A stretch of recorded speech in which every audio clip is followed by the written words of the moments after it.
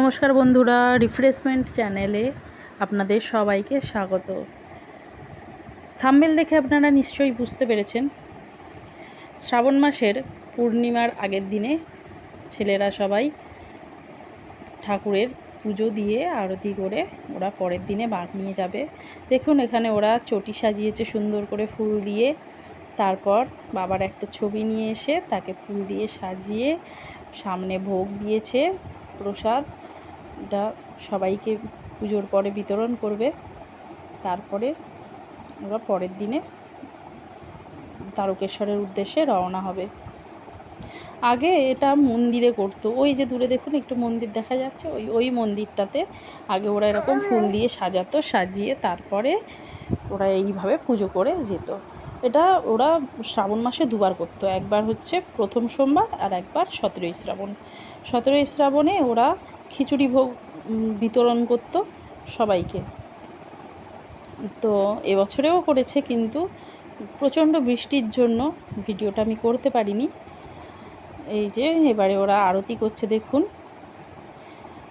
তো যেটা বলছিলাম, ওই মন্দিরে ওরা করতো পুজো, কিন্তু এইভাবে ছবি দিয়ে পুজো করে বলে পাড়ারই এক বয়স্ক মহিলা উনি অবজেকশন করেছে যে এইভাবে মন্দিরেতে প্রতিষ্ঠা করা মন্দিরে এইভাবে পিকচার পুজো করা যাবে না।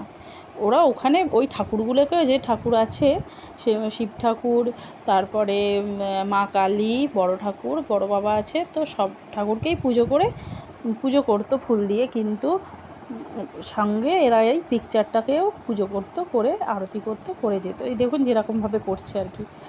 তো অবজেকশান করার পরে ওরা আর করছে না গত বছর থেকে। আর এর মধ্যে কি যে খারাপ দেখেছেন তো আমি বুঝতে পারি না। আপনারাই দেখে বলবেন যে এই পুরো ভিডিওটার মধ্যে আপনাদের চোখে কোনটা খারাপ লেগেছে, আপনারা কমেন্ট করে অবশ্যই জানাবেন। আর ভিডিওটা যদি ভালো লেগে থাকে অবশ্যই লাইক করবেন, কমেন্ট করবেন, শেয়ার করবেন আর সাবস্ক্রাইব করে আমার পাশে থাকবেন। এই যে আরতি করছে, আরতি করা হয়ে গেলে এই ভোগগুলো, প্রসাদটা সবাইকে বিতরণ করবে। এই চটিটা বানিয়েছে একদম রাস্তার গায়ে, দেখতেই পাচ্ছেন। মানে খুবই কষ্ট হচ্ছিল এবছরে সবারই, যে এইভাবে বানাতে হচ্ছে বলে। তো যাই হোক, বাবা যদি সঙ্গে থাকে সবই সম্ভব, কোনো অসুবিধে নেই। আরতি হয়ে গেছে। এই যে পরের দিনে বেরোবে ওরা সকালে, সবার কপালে আমার হাজব্যান্ড তিলক লাগিয়ে দিচ্ছে। এই যে এবারে আমার পুচকুটা ওর কাকায়ের কোলে আছে। এই যে আমার বিহুকেও ওর বাবা তিলক লাগিয়ে দিল, কাকায়ের কোলে আছে ওরা। সবাই মিলে ছবি তুলছে, আমিও পাশে ওদের দাঁড়িয়ে দাঁড়িয়ে ভিডিও করছি। রাস্তার পাশে ওরা চটি বানিয়েছিল, দেখতেই পাচ্ছেন, লোকজন যাতায়াত করছে। ওই যে খাল, ওই যে আমাদের বাঁক দেখা যাচ্ছে, দুটো বাঁক। ওরা প্রত্যেক পূর্ণিমায় যায়, এরা তো পূর্ণিমা যাত্রী, এরা প্রত্যেক পূর্ণিমাতে দুটো করে বাঁক নিয়ে যায়। এই যে দেখতে পাচ্ছেন দুটো বাঁক, আর এই 4টে কলসি, এই কলসিতেই ওরা জল নিয়ে যায়। এই যে এবার ওরা রওনা দিচ্ছে, দেখুন ওরা রওনা দিয়ে দিয়েছে। এবং ভিড় দেখুন কত, বড় বাঁক নিয়ে ওরা হাঁটতেই পারছে না, দূরে বড় বাঁক কাঁধে তুললে তো মানে দূরে না হাঁটলে খুবই কষ্টে।